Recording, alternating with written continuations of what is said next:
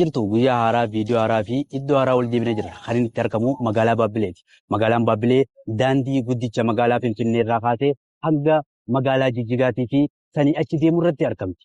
Magaalaan Baabbilee magaalota gurguddaa godinni Harargee bahaa qabu keessaa isii beekamtuudha. Magaalaan Baabbilee hawwata turizimii gurguddoo godinni Harargee bahaa qabu keessaa kan hedduu dhagahamtu yoo ta'u, addatti magaalaa Baabbilee namoonni kan beekaniin dhagaa Baabbileeti.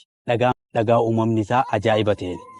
Magaalaan Baabbilee yeroo baay'ee namoonni hedduun daawwachuudhaaf yeroo gara kana dhufan guyyaa qofa dhagaa Baabbilee ilaaluudhaaf dhufan. Har'a immoo magaalaan Baabbilee guyyaa qofa osoo hin ta'in halkaniis miidhagdee koottaan ilaalaa isiniin jetti. Magaalaan Baabbilee halkan maal fakkaatti kan jedhu kan isin daawwachiifnu ta'a. Hanga xumuraatti magaalaa Baabbilee daawwachuudhaan nu faana tura.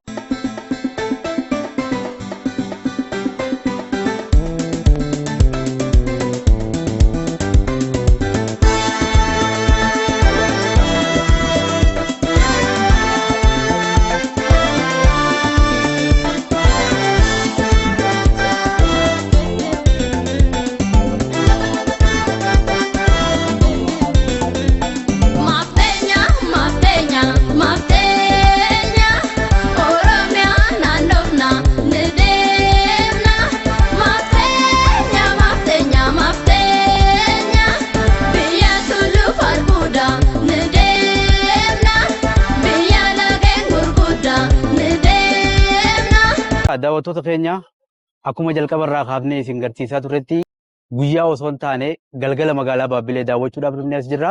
Akka carraa ta'e guyyaan kun guyyaa iidaati.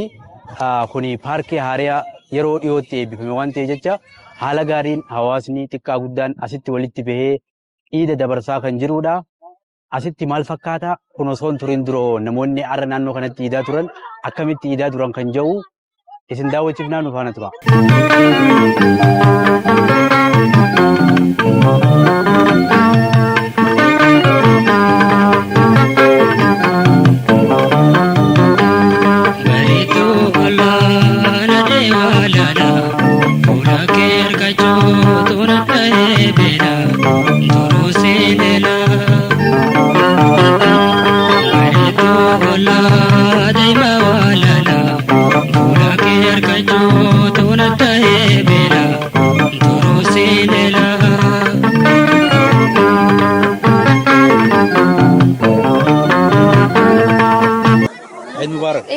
Abdurrahman Muhammad bagai idan sige walmanu eessatti jiru eessatti jiru tarara duraan akkam ture gaarri kun duraan fokkoo saaraa isin bareedu amma nama hawwata.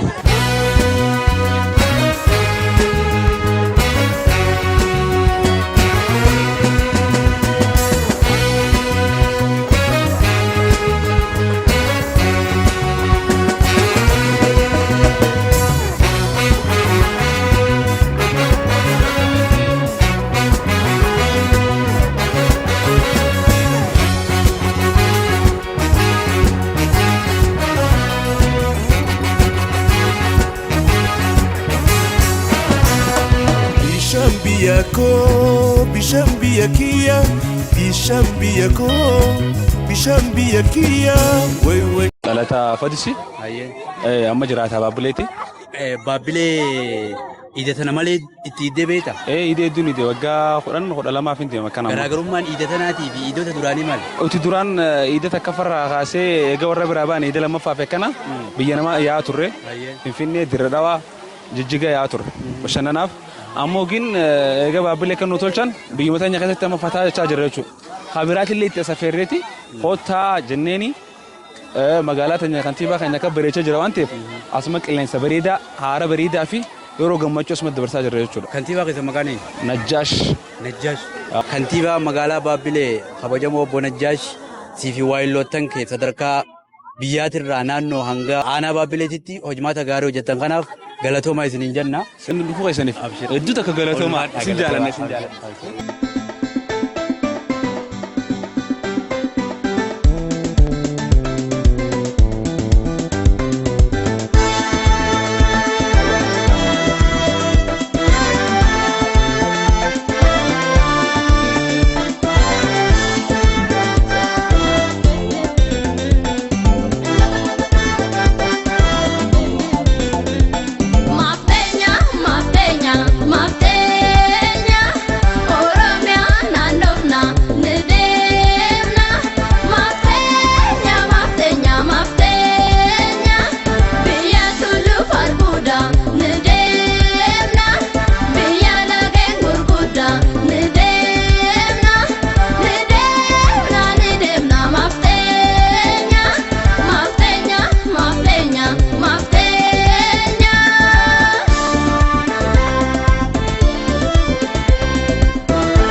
Eessarraa?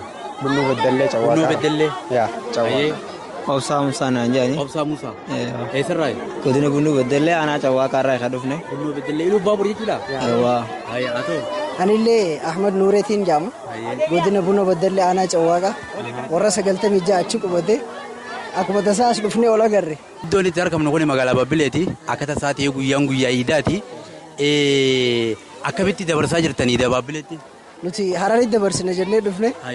Waggoo Harar dhufnu Baabbilee dhaynaa nuun jaane.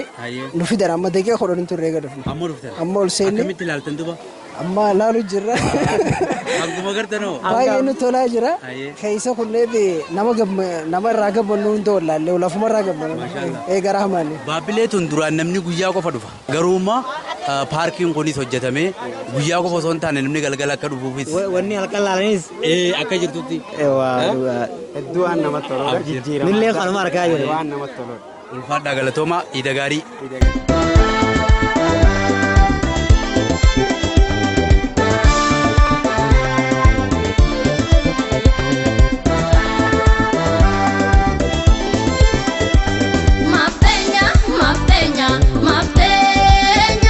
Muzammil Abdi. Eessarraa? Baabbilee. Baabbilee. Kana dura Iida bara dabree asitti iideemi Baabbileetti? Iidee asittiin iidee. Garaagarummaan Iida bara dabreetii fi Iida tanaa maali? Garaagarummaa guddaa jira. Gaarri kun miidhaginaa fi ifa ammaan tana kana tolchan pirojektiin kun tokko hin jiru. Dhagaa qofaa jira. Guyyaa qofa ol baaneetuma bakka galgala buuna malee bashannanni amma akka kun hin jiru saniifuu hedduutu akka namatti tolamu. Iida gaarii.